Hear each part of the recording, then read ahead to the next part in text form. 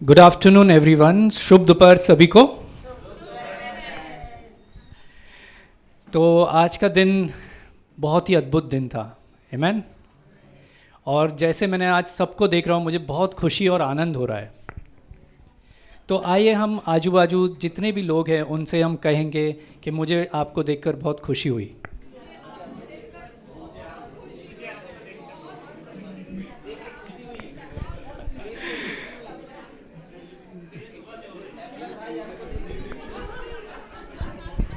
धन्यवाद धन्यवाद।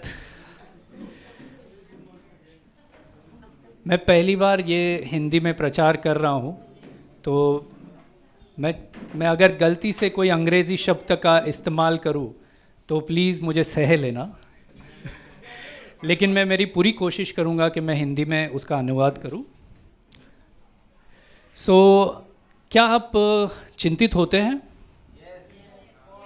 या व्याकुलता में रहते हैं?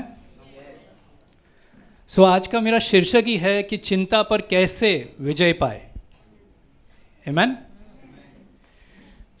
ये शीर्षक को लेने का मेरा एक मूल कारण यह था कि मैं हमेशा छोटी बड़ी चिंताओं में लगा रहता हूँ।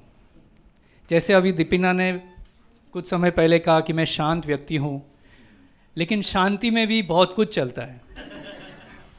तो कभी लोग पहचान नहीं पाते कि मेरे शांति का कारण क्या है। मैं अपने आप पे नियंत्रण रखता हूँ कि वो शांति को मैं दर्शाऊँ और जो कुछ भी चल रहा है मैं प्रभु के पास लाऊँ, आमीन। तो जैसे मैं कुछ दिनों के लिए कुछ दिन पहले मैं वचन पढ़ रहा था और उस समय परमेश्वर ने उस वचन के द्वारा मुझे बहुत ही प्रोत्साहित किया कि यह वचन मेरे जीवन को लागू होता है। और उसी वचन को लेकर मैं आज आपको भी प्रोत्साहित करना चाहता हूँ। तो आए हम वचन की ओर देखें। वचन है, अगर आपके पास बाइबल है तो प्लीज़ अपनी बाइबल को ओपन कर सकते हैं। हम वचन के लिए फिलिपियों की किताब अध्याय 4, 6 और 7 की ओर देखेंगे। अगर आपके पास बाइबल नहीं है तो ये स्क्रीन पे यहाँ पे वचन है, उसके ऊपर भी आप देख सकते हैं और उसे पढ़ सकते हैं। फिलिपियों का अध्याय 4, 6 से 7। किसी भी बात की चिंता मत करो, परंतु हर एक बात में तुम्हारे निवेदन, प्रार्थना और विनती के द्वारा धन्यवाद के साथ परमेश्वर के सम्मुख उपस्थित किए जाए। तब परमेश्वर की शांति, जो समझ के बिल्कुल परे है, तुम्हारे हृदय और तुम्हारे विचारों को मसीह यीशु में सुरक्षित रखेगी, आमीन। तो आए हम प्रार्थना करें। हे मेरे प्यारे पिता परमेश्वर, धन्यवाद देता हूँ आज के दिन के लिए पिता। प्रभु, जैसे आज हम इकट्ठा हुए आपके नाम से हम आपके पास आते हैं पिता परमेश्वर। जैसे जो भी आज मैं वचन बांटने वाला हूँ प्रभु, हमारे हृदय मन को आप खोल दीजिए ताकि उस वचन को हम ग्रहण करें और प्रभु हम आशीषित हो पिता। प्रभु, आज हम छुटकारा पाना चाहते हैं, आज हम चंगाई पाना चाहते हैं। हम जो आशा लेके आए प्रभु, उस आशा में प्रभु आप विजेता दीजिए। यीशु के नाम से हम प्रार्थना करते हैं, आमेन आमेन, हालेलुया। तो जैसे कि ये शीर्षक ही है, चिंता पर विजय पाना। अगर ये मूल वचन जो है फिलिपियों की पत्री से लिया गया है और इसको हम संक्षेप में जानेंगे कि ये फिलिपियों की जो पत्री है ये किसने लिखी है, क्यों लिखी है और क्या इसका कारण है, आमीन। जैसे कि हम देखते हैं कि ये फिलिपियों की पत्री है जो नए नियम से है, और फिलिपियों की जो पत्री लिखी गई थी पौलुस प्रेरित ने। ये फिलिपियों की एक कलीसिया थी जो एक प्रथम कलीसिया थी जहाँ पे पौलुस प्रेरित ने उसको स्थापित किया था, आमीन। यहाँ पे उसका मूल कारण यह था इस पत्री को लिखने का कि पौलुस उन सभी लोगों को धन्यवाद देना चाहता था, क्योंकि जिस समय उसकी कठिनाइयाँ थी उस समय उन्होंने उसे भेंट दी थी, आमीन। और इसी वजह से उन्हें यह अवसर मिला पौलुस को कि इस पत्री के द्वारा वो अपना प्रेम जताए। हालांकि ये जो पत्री लिख रहे थे पौलुस, उस वक्त वो जेल में थे। क्या आप समझ सकते हो जेल में कोई पत्री लिख सकता है? क्या ऐसी अवस्था में अगर हम होते तो क्या शायद हम किसी के लिए ऐसी पत्री लिखते थे? लेकिन ये एक परमेश्वर का प्रेम था पौलुस के अंदर, जो वो पत्री उस फिलिपियों की कलीसिया के लिए लिख रहा था। उस पत्री के द्वारा उन्हें आश्वासन देना चाहता है उनकी, और साथ ही साथ स्वयं अपनी कठिनाइयों के बावजूद साहस और भरोसा यीशु पे रखना चाहता है। वो उन्हें निवेदन करना चाहते हैं कि वे स्वार्थी अभिलाषाओं और घमंड के बदले यीशु के नम्र स्वभाव को अपनाएं। फिलिपियों को सताव के सामना करने के लिए प्रोत्साहित करता है, और वो मजबूत रहने के लिए परिस्थिति की परवाह किए बिना फिर से वो कहता है आनंदित रहो। आमीन। उन्हें विनम्र और एकता में रहने के लिए प्रोत्साहित करता है। हालेलुया। तो ये विशेषताएं थी, और पौलुस ने उन्हें और भी बातें कही, जैसे कि उन्हें याद दिलाता है पौलुस कि मसीह में उनका जीवन परमेश्वर का एक अनुग्रह और के द्वारा एक दान है। आमीन। आज हम सभी लोग विश्वासी है, राइट। आज परमेश्वर ने हमें बुलाहट रही है जहाँ पे हम आज इकट्ठा हुए हैं, और परमेश्वर का ये एक अनोखा दान है जो आज हम यहाँ पे उपस्थित है। आमीन। जो उन्होंने विश्वास के द्वारा पाया था। हालेलुया। ना कि यहूदी व्यवस्था के विधि के पालन के द्वारा। आज हम कोई विधि का पालन नहीं करते हैं, हालांकि यीशु आया था विधि को पूरा करने के लिए, लेकिन यीशु ने दो ही पालन में उसकी दो ही आज्ञाओं में उसने पूरे पालन का समाप्ति की है, जो हमने कई बार कलीसिया में सुना है। हालेलुया। वो उस आनंद और शांति के विषय में लिखता है जिसे प्रभु उन लोगों को देता है जो मसीह के साथ एकता का जीवन जीते हैं। हालेलुया। तो यहाँ पे शांति और आनंद की पौलुस बातें करता है, क्योंकि उस समय जब फिलिपियों की कलीसिया थी वहाँ पे कई सताव हो रहे थे, जैसे आज हम मणिपुर में भी देख रहे हैं कई सताव चल रहे हैं, और हम उनके लिए लगातार प्रार्थना कर रहे हैं। आमीन। तो ऐसे सताव के सामने क्या होता है, हम व्याकुल हो जाते हैं, और व्याकुलता में हम नहीं समझ पाते हमारी शांति और आनंद जो परमेश्वर की ओर से है, उसको हम खो देते हैं। और क्या होता है कि हम इधर उधर की बातों में, विचारों में लग जाते हैं, हम कभी निराशा में आते हैं। आमीन। तो हम चिंता पर कैसे विजय पाए। हालेलुया। फिलिपियों का 4:4, जैसे हम इसके पिछले वचन में भी हम जाते हैं 6-7 के पहले, उसमें लिखा है पौलुस ने कि प्रभु में सदा आनंदित रहो। मैं फिर से कहता हूँ आनंदित रहो। ये एक आदेश और एक आज्ञा है। आमीन। तो वैसे ही पौलुस ने दो बातों पे जोर दिया है 6 और 7 वचन में, कि किसी भी बात की चिंता मत करो, हर एक बात में प्रार्थना करो। हालेलुया। क्या इसका अर्थ यह है कि हम सत्य का सामना ना करें? क्या हम मान ले कि पाप सत्य नहीं, जो रोग होता है वे सत्य नहीं, समस्या नहीं होगी? क्या हम इन सब की चिंता करनी नहीं चाहिए? नहीं। पौलुस यह कहता है कि हम हर दम परमेश्वर के पास सारी बातों को लेकर आए, क्योंकि आज हम अपने ही स्वभाव में रहते हैं। हम भूल जाते कि हमारा जीवित परमेश्वर हमारे संग है, और वो पौलुस हमें प्रोत्साहित करता है कि हम उस चिंताओं में अपना ध्यान ना लगाए, बल्कि हर एक बात में परमेश्वर के पास प्रार्थना के द्वारा आए। आमीन। सो यहाँ पे पौलुस हमें बहुत प्रोत्साहित करता है कि चिंता मत करना, या व्याकुलता कोई बात की मत करो। देखो, चिंता और व्याकुलता ये दो अलग शब्द है। अगर हम इंग्लिश के अनुवाद के हिसाब से देखते हैं, वो बोलते हैं एंजाइटी, यानी व्याकुलता, और हम चिंता एक वरी के हिसाब से ने साधारण चीज़ें। जैसे अगर हम चिंता भी करते हैं लेकिन हम में एक छोटी सी शांति, थोड़ी शांति तो होती है कहीं ना कहीं। हम चिंता को लेकर अपने बच्चे की भविष्य को लेकर चिंता करते हैं, या हमारे काम को लेकर चिंता करते हैं, लेकिन हम में कुछ ना कुछ शांति है। आज मेरा काम है तो मुझे शांति तो है, भले मेरा काम कल क्या होगा उसकी हम चिंता करते हैं, राइट।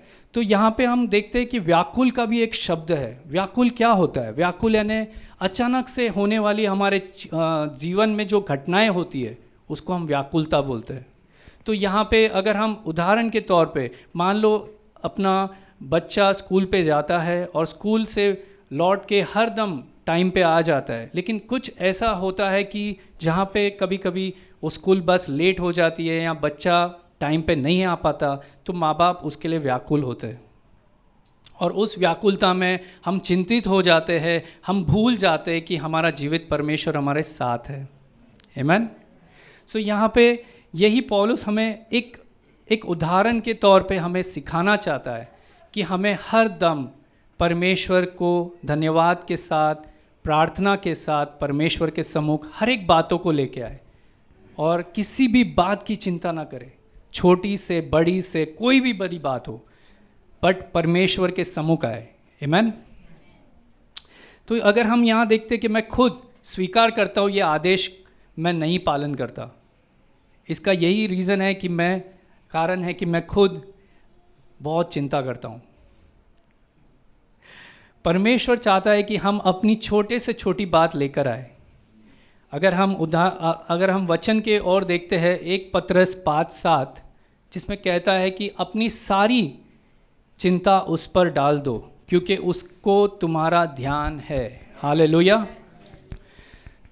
कैसा अद्भुत परमेश्वर है हमारा, जो हमें हर दम ध्यान में रखता है और वो खुश होता है जब हम उसके पास आते हैं। इसके लिए हमें पौलुस यहाँ पे प्रोत्साहित करता है कि उसका प्यार कितना अनोखा है, जो वो हमें ध्यान में रखता है। हमारा परमेश्वर ऐसा नहीं कि हर बार जब भी हम उसके रविवार से रविवार आए तभी हमें ध्यान रखता है, बल्कि हमारे गमों में, हमारे खुशी में हर दम वो हम पर ध्यान रखता है। आमीन। हम विश्वासियों को ये आदेश का पालन करना है कि हम सब कुछ प्रार्थना के द्वारा परमेश्वर के पास लाए, परमेश्वर को वह सारी बातें बताए जैसे कि आपने अपने करीबी दोस्त को बताते। हालेलुया। क्या आपके करीबी दोस्त को आप सब बातें बताते हो? राइट। तो वैसे ही हमारा परमेश्वर है जो आपसे बातें करना चाहता है, आपके साथ संगति रखना चाहता है, जो हर दम आपकी छोटे से लेके बड़ी बात सब वो जानना चाहता है और उससे वो प्रसन्न भी होता है। हालेलुया। और वो चाहता है कि हम कितनी भी कठिनाइयाँ हो, कितना भी गम हो हमारे जीवन में, लेकिन उसको वो साथ में बांटे, उससे वो साझा करे। हालेलुया। जिस चिंता भरे युग में हम रहते हैं वहाँ चिंता की बढ़ती समस्या से ज़्यादा और कुछ भी नहीं है। आमीन। चिंता मनुष्य को मानसिक रूप से तोड़ देती है, वो उसे निराशा में लाती है, वो उसे पूरी तरह से हताश करती है, वो हम घबरा जाते हैं। ऐसी चिंताओं के कारण हम भटक जाते हैं और हम पाप में भी गिरते हैं। तो आपके हृदय में ये प्रश्न होगा कि हम पाप में कैसे गिरेंगे अगर हम चिंता में रहते हैं? तो परमेश्वर का वचन सीधा कहता है कि जो अविश्वास दिखाते हैं उससे वो पाप में, परमेश्वर के खिलाफ पाप करता है। तो आज हमने नया चीज़ ये सीखा है कि हमने कई सारे पाप देखे हमारे जीवन में, कि हमें झूठ नहीं बोलना है, हमें गाली नहीं देनी, हमें किसी को गलत नहीं कहना है। लेकिन यह भी एक पाप का हिस्सा है जहाँ पे हम अविश्वास दिखाते हैं। जब भी हम चिंता करते हैं वो अविश्वास को दर्शाता है और आखिर में हम परमेश्वर के खिलाफ पाप करते हैं। कभी आपने सुना होगा या अनुभव भी किया होगा, चिंता से बीमार व्यक्ति है और जैसे ये किसी ने अनुभव किया होगा तो उसको समझ में आया होगा कि ये कोई साधारण प्रक्रिया नहीं है। कई लोग चिंता के कारण बीमार भी होते हैं। आमीन। तो वचन में पौलुस साफ साफ कहता है किसी भी बात की चिंता मत करो। इस वचन के द्वारा परमेश्वर ने हमें आदेश दिया है कि किसी भी बात की चिंता मत करो। जब वो हमें आदेश देता है तो वो हमें बल भी देता है, वो हमें सामर्थ देता है कि उसके सम्मुख हम आए। भले हमसे गलतियां बहुत होती है, हमसे कुछ ना कुछ गुस्से में हो जाता है, लेकिन परमेश्वर ये कहता है कि तुम मेरे सम्मुख आओ, मेरे से बातें करो, मेरे साथ आओ और मेरे साथ प्रार्थना करो। आमीन। अगर हम इसको हम वचन के द्वारा देखते हैं, जहाँ पे एक रेफरेंस है इब्रानियों का 3:12, हे भाइयों चौकस रहो कि तुम में ऐसा बुरा और अविश्वास मन ना हो जो तुम्हें जीवित परमेश्वर से दूर हटा ले जाएगा। आमीन। क्या अद्भुत वचन है ये क्या कह रहा है हमें कि तुम ऐसा बुरा और अविश्वास मन ना हो। अपना मन जो है बहुत चंचल है। हम कई बातें सोच लेते 5 मिनट के अंदर, हमें क्या करना है क्या नहीं करना है। हम हर बार चिंता में रहते हैं कि हमें आगे क्या करना है, कि आगे के भविष्य को लेकर या बच्चे को लेकर या शादी को लेकर कई ऐसी बातें हैं जो हमारे जीवन में हमें सताती है। लेकिन यहाँ पे अगर इब्रानियों का 3:12 कहता है कि हमें चौकस रहना है ऐसे सारे विचारों से जो हमें भरमाते हैं। हालेलुया। क्या कभी आपने सोचा है अविश्वास से पाप दर्शाता है और परमेश्वर से हम दूर हो जाते हैं? क्या कभी आपने सोचा है? ये सही बात है। जब भी हम दुखी होते हैं, जब भी हम चिंता में होते हैं, हम चिंता के द्वारा परमेश्वर को अपने से दूर करते हैं। और जैसे हम परमेश्वर को दूर करते हैं, परमेश्वर की शांति हम में नहीं होती। जब हम में शांति नहीं होती तो हम धीरे धीरे कुछ और उपाय सोचते हैं। बल्कि परमेश्वर का हर एक वचन हमें आदेश देता है किसी भी बात की चिंता मत करो। आमीन। आप ये सोचते होंगे कि ठीक है, आप कहते हैं कि ये कहना बहुत अच्छा है, किसी भी बात की चिंता मत करो। सच में हर बार जब भी मैं भी कोशिश करता हूँ चिंता को बंद करना, लेकिन उससे अधिक चिंता में रहता हूँ मैं। तो मेरे लिए भी बहुत ही कठिन है। लेकिन हाँ, आज हम जानेंगे कि हम कैसे इस चिंता पर विजय पाए। हालेलुया। तो आप इस सवाल अपनी इच्छा के शक्ति के अनुसार रोक नहीं सकते कि ये कैसे हम करें, कैसे चिंता को रोके। पौलुस कहता है प्रार्थना, निवेदन और विनती और धन्यवाद के साथ परमेश्वर के सम्मुख आइए। चिंता या व्याकुलता के द्वारा हम वो डर आता है, हम में वो एक डर आ जाता है, और वो दुष्ट जो है हमेशा हमारे डर का इस्तेमाल करता है। वो हमें हमारे इच्छा और खिलाफ को लेके आता है ताकि हम उसका जो अस्तित्व ही नहीं है हमारे जीवन में। आमीन। दुष्ट हमें मना लेता है कि हमारी वर्तमान स्थिति निराशा है, परमेश्वर को हमारी चिंताओं व्याकुलताओं की कोई कदर ही नहीं है। कई बार आपने सुना होगा दुष्ट आपको बता रहा है, जैसे कि जब भी आप प्रार्थना भी करते होंगे तभी आपको महसूस होता है कि परमेश्वर कहाँ है ऐसे स्थिति में। अगर हम मणिपुर के लिए इतने टाइम से प्रार्थना कर रहे हैं, हम में भी एक प्रश्न रहेगा कि क्यों परमेश्वर हमारी प्रार्थनाओं को नहीं सुन रहा है, क्यों इतना अत्याचार हो रहा है वहाँ पे इंसानियत ही नहीं बची है।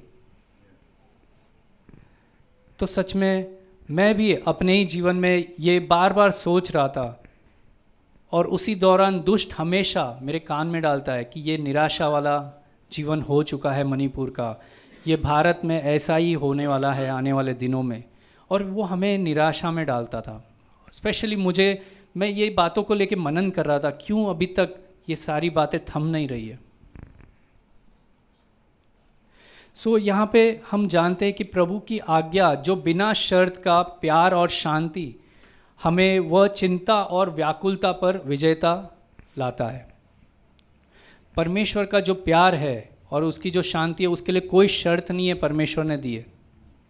आज उसकी शांति और उसके प्रेम के द्वारा हमें विजेता प्राप्त होती है। हम जब भी प्रार्थना में आते वो ऐसा शर्त नहीं लगाता कि बेटा तूने ये किया है, तू पहले वो काम कर ले उसके बाद मेरे पास आ। आमीन। तो मेरे अपने बारे में भी मैं थोड़ा सा साझा करना चाहता हूँ। जैसे कि एक वक्त था जहाँ पे मैं गहरे व्याकुलता में था, चिंता में था, और वो वक्त था जब मैंने अपनी माँ को खो दिया था। वो समय मेरे लिए बहुत ही दुखद था। मैं कुछ समझ नहीं पा रहा था अपने जीवन में। ऐसा लग रहा था कि जैसे मेरा जीवन एकदम खाली है, अभी और कुछ नहीं है मेरे जीवन में। हालांकि मैं इस कलेशा में भी आता था, प्रार्थना करता था, विनती करता था, लेकिन उस वक्त मुझे कुछ समझ नहीं आया। और सभी लोग जानते हैं अपनों को खोने का दर्द क्या होता है। और उस समय मैं कुछ समझ नहीं पाया और मैं हमेशा प्रश्न में गहरा हुआ रहता था कि मेरे आगे का भविष्य क्या होगा, मेरे जॉब का आगे कैसे मैं करूँगा, कैसे मेरे जो कर्जे हैं उसको मैं चुकाऊँगा, कैसे मेरे भाई बहनों को मैं परवरिश करूँगा। ऐसे कई वगैरह वगैरह विचार और प्रश्न मेरे जीवन में आते थे। और ऐसा भी विचार आया कि मैं शायद से इसमें से बाहर भी ना आ पाऊँ। लेकिन उस वक्त मेरे साथ फ्रैंको और सनी, अंकल माइकल और कई ऐसे अगुवे थे, और साथ ही साथ मेरे साथ ये आप सभी थे जिन्होंने देखा है मुझे, जिन्होंने मुझे जाना है कि आपने मेरे लिए अधिक से अधिक प्रार्थना की। और उस प्रार्थना के वक्त परमेश्वर ने मुझे वो शांति दी, वो अनुग्रह दिया फिर से मुझे आगे बढ़ने के लिए। मैं बहुत हताश था, मैं नहीं जानता था मैं क्या कर लूँगा अपने आप को, क्योंकि मैं एक बड़ा भाई होने के नाते परिवार में एक बड़ा था। ना ही मेरे पिताजी मेरे साथ है, और मेरी माता जैसे चली गई, उनको मैंने खो दिया। मैं जैसे कि मेरा जीवन ही टूट गया। मुझे उस समय ऐसा लग रहा था मुझसे शादी भी कौन करेगा, क्योंकि इतने कर्जे थे, मेरा खुद का घर नहीं था, मेरा परिवार नहीं था मेरे साथ। मैं कैसे इस शादी को भी करूँगा। लेकिन जैसे जैसे वक्त बीतता गया, मैं भी प्रार्थना में जुड़ता गया, मैं प्रार्थना करते गया और परमेश्वर के सामने वो विनती करते गया कि परमेश्वर को ये सारे प्रश्न की विनती करते गया। तब परमेश्वर ने मुझे एक अनोखी शांति दी, वो शांति जो इस दुनिया में कहीं नहीं मिलती। वो शांति ने मेरे हृदय, मेरे विचारों को पूरी तरह से सुरक्षित रखा।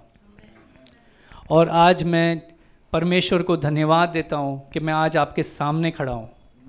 आमीन। आज मैं जो कुछ भी हूँ, प्रभु को मैं धन्यवाद देता हूँ, कलेशा को धन्यवाद देता हूँ, अगुवों को धन्यवाद देता हूँ कि उन्होंने मेरे पीछे खड़े रहे, नहीं तो शायद से मैं आज यहाँ पे नहीं होता।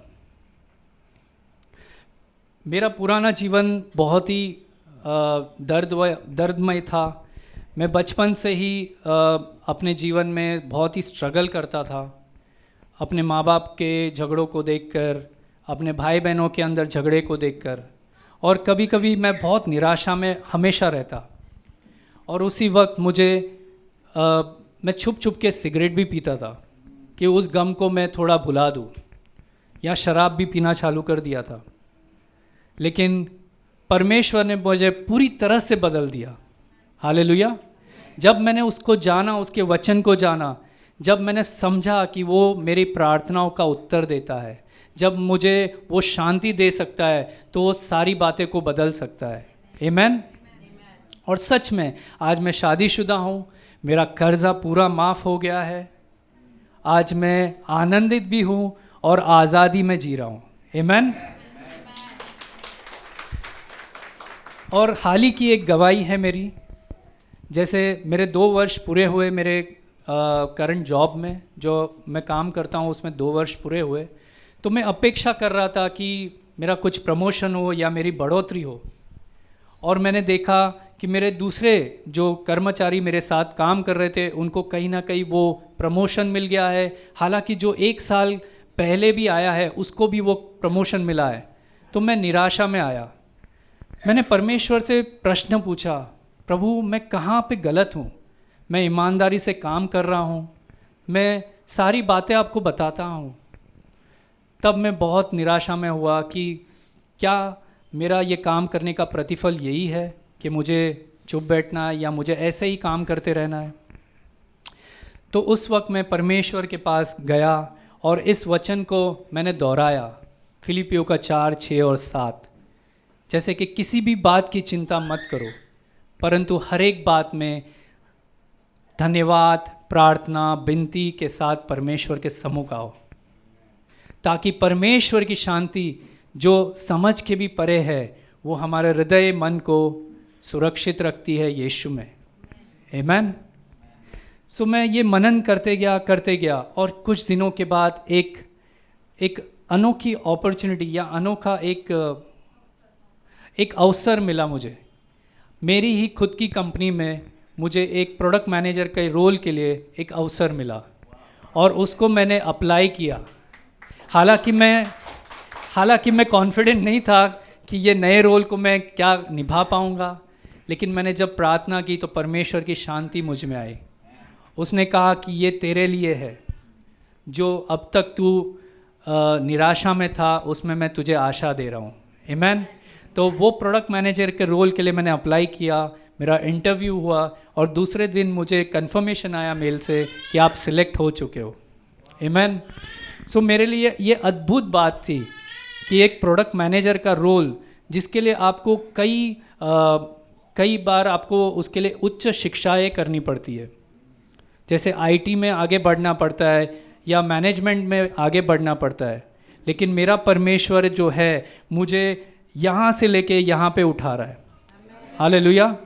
तो आज हम उस वचन को भी याद करते हैं कि हमें परमेश्वर ने बुलाया है सिर के लिए, ना कि पूंछ के लिए। आमीन। तो परमेश्वर हमें कोई भी परिस्थिति हो, कोई भी कठिनाइयाँ हो, परमेश्वर हमें साथ देता ही है, लेकिन सिर्फ और सिर्फ हमारा विश्वास कार्य करता है। आमीन। जब हम विश्वास में परमेश्वर के पास आते हैं और उसके सम्मुख में सारी बातों को साझा करते हैं, परमेश्वर उस बातों को मनन करता है, उसको ध्यान है सारी बातों का कि तुम्हें क्या चाहिए। आमीन। तो जैसे कि ये एक अद्भुत गवाही थी मेरे जीवन में, और मैं प्रभु को सच में धन्यवाद करना चाहता हूँ कि ये असंभव था मेरे लिए। मैं निराशा में था, शायद से मैं दूसरी जॉब भी चेंज करने के लिए सोच रहा था। हर बार मेरे जो रेज्यूमे होते हैं उसमें 2.5-3 साल के अंदर मैं जॉब चेंज करता था, लेकिन आज परमेश्वर ने मुझे इसी कंपनी में एक नया मौका दिया जहाँ पे मैं आगे बढ़ूँ। आमीन। हालेलुया। Thank you Jesus. भाइयों और बहनों, आज हमारे पास परमेश्वर का वचन है और उसके वादे हैं जो हमें सुरक्षित भी रखते हैं और हमेशा हमें प्रोत्साहित करते हैं। मैं आपको प्रोत्साहित करना चाहता हूँ कि जब भी आपके जीवन में छोटे से छोटी या बड़ी कोई भी ऐसी बातें हो, प्रभु से साझा करें, वो प्रार्थना में लेके आए, क्योंकि परमेश्वर हम पे ध्यान रखता है। आमीन। जब भी हमारा रिश्ता परमेश्वर से के साथ विश्वास में मजबूत होता है, तब हम साहस और धाड़सी बनकर प्रार्थना में प्रोत्साहित हो जाते हैं। हमें अपनी सारी चिंताएं और निवेदन परमेश्वर के सामने धन्यवाद के द्वारा प्रस्तुत करनी चाहिए। जो कुछ उसने हमारे जीवन में किया है और जो वो करने वाला है, उसके लिए उसे हमेशा धन्यवाद करते रहे।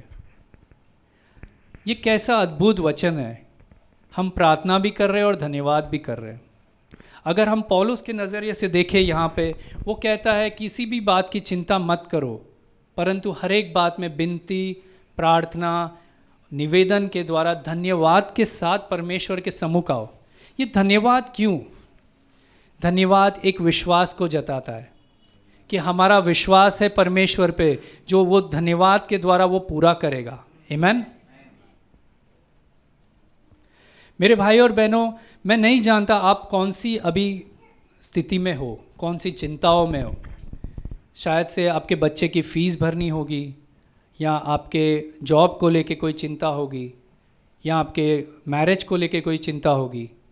मैं नहीं जानता, लेकिन मैं फ़क्त इतना जानता हूँ कि अपना परमेश्वर भला है और उसकी करुणा सदा की है। आमीन।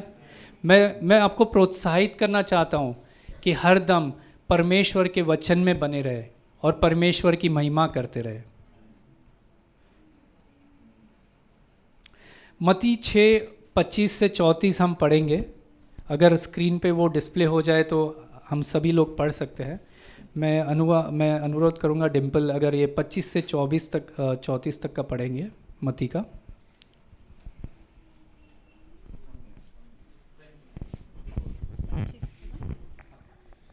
इसलिए मैं तुमसे कहता हूँ कि अपने प्राण के लिए यह चिंता न करना कि हम क्या खाएंगे और क्या पिएंगे, और न अपने शरीर के लिए कि क्या पहनेंगे। क्या प्राण भोजन से और शरीर वस्त्र से बढ़कर नहीं? आकाश के पक्षियों को देखो, वे न तो बोते हैं और न काटते हैं और न खतों में बटोरते हैं, फिर भी तुम्हारा स्वर्गीय पिता उनको खिलाता है।